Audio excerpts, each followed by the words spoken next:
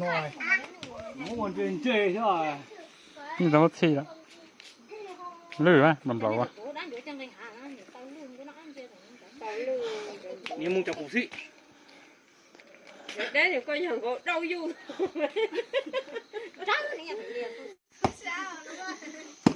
Tuột tròn luôn còn. Có tờ đi ba nó nè chuột. Mong nó pet cho mà chị. Cô chỉ muốn chuột đi gì thì là muốn chuột nó tan rồi. Nó pet cho.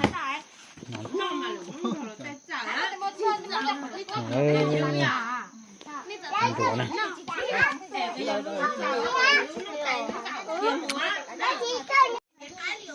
Cầm đồ đó kiểu gì vậy nè mình của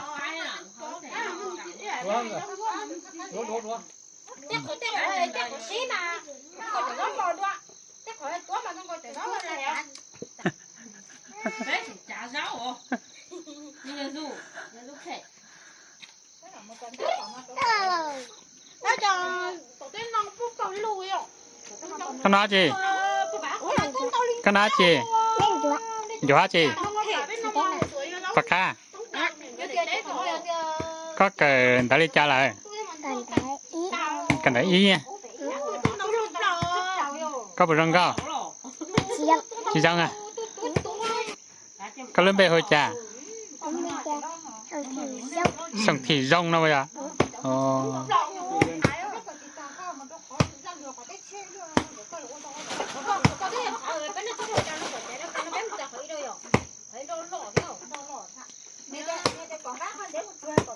Nó khó thế. Ô lìa ơi nhung chỉ giống nè. Giống lan thì cho hai lúa. mong nhang lại này Nè. con gió Nè là dùng mò thế chà. Căn đồ mà mày dối vậy. Đừng có ly căn dùng mò mà tao nói chứ. Nè rồi nó phải va nó cái dùng cái rồi về cái hai cái chuẩn đó đó chỉ thay rồi bỏ trái rồi mà nó cho ổn lệ hay là bắt ta rồi rồi tới không lệ về lo Mà chúng nó thì cháu nhung chỉ muốn nấu nó thì chúng nó mà nấu còn tê liệt đó cũng tuột tao xí. không cần nên lúa họ về tết nên chỉ lúa này Lúa nó không lúa chả. mình lúa họ phải cái về coi cho mà họ phải con nông rồi Không tê nè. họ về họ còn tôi chơi cho nó thuần to cho Là bây giờ tức là đéo ta khát hảo ấy. Đúng món lúa rồi thì chỉ đéo ta. đó kìa đó cái đồ nó phải có chứ muốn chín đâu phát thôi mất thật lúc ở bé là con tưởng nó mất theo lời kia bé không cho nó nhập vào nhau nói sai là còn nó Cho nó yên lưu to. cái này dịp đen đi đá rồi lưu rồi đá rồi mà nó coi chỉ đúng cái đây thế tụi cái này chỉ là ngã bộ tàu cái nha lúc tôi lo nhỉ Cho nó cá rồi cho nó. cái này gặp vào lúc rồi nó có chú chở cho chú mỏ mà lúc còn tao mới nhớ mà chạy nó mà Cho nó đi, cái này à. bây giờ mới gì mà anh năm bây giờ nó có chở nó chú chở là con ta chở ra Chúng ta mở cho lên. Để chúng tôi chỉ lý vậy. con nội Chúng gì tôi đó cái cá không thể mà. con nuôi này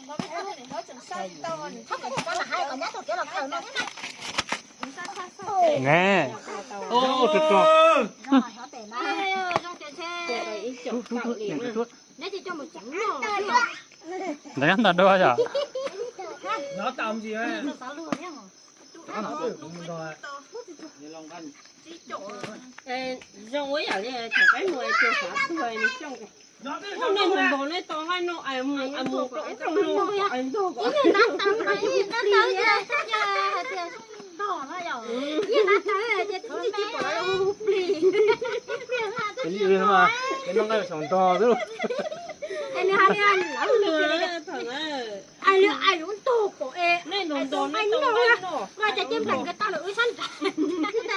cho hả nhở chơi luốt luốt lại cái nữa thằng đã tê nè chơi cái gì lại chơi là không biết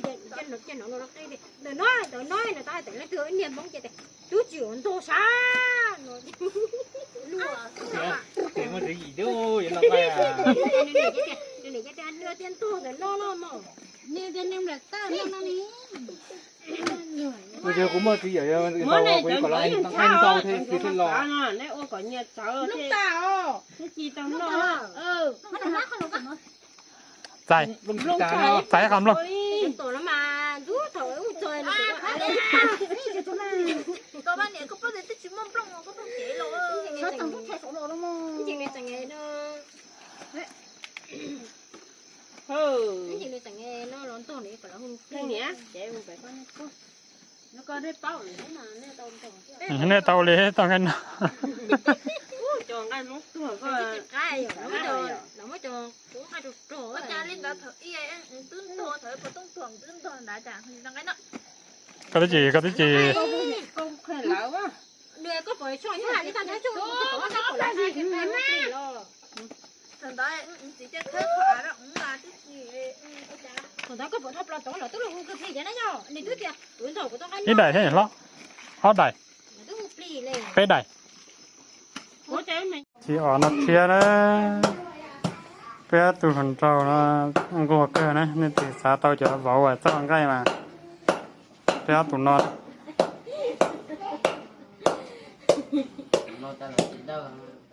chỉ là chỉ cần con thỏ lú จงกระเตกออดจี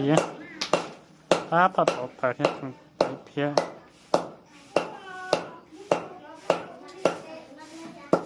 ได้ยังเชฟเป็ดเจ้าห้องนอนที่จะเซฟเป้อินหัวมันน้อยย่อยยี่มันเทเล็กพา cái nó con nó chơi bé chồng lại trước trong khi ที่เสียทั้งแท็กตา có hơi khổ anh chỉ จงพดสักออดจีเลย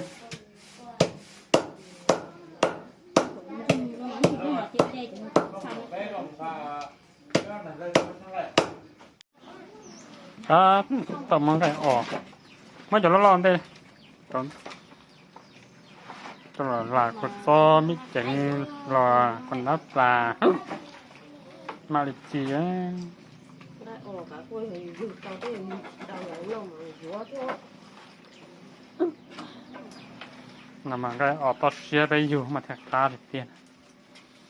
จีอย่างนั้นยันล่าล่ะ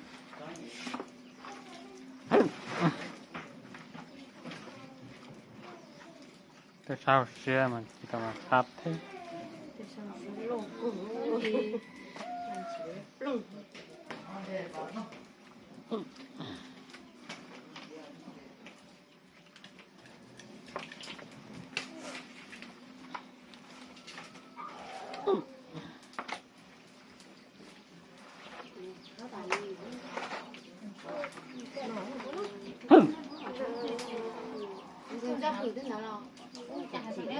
làm cái khu vực công trường ตอนนอกนะ giờ thứ tư còn có tôi chế đâu hình ảnh không cũng lộn như chỉ sao người ta có chế tạo nó nhìn nó nhiều bọn thế là cho trongนี้chỉ cần cái này đều hút của là chủ nó nghe cái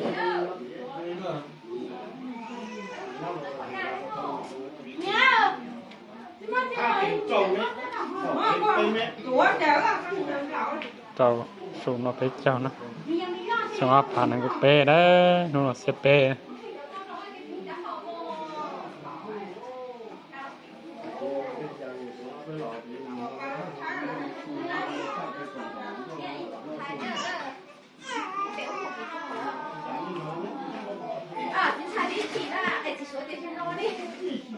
bố cái đấy đẹp tua nó cả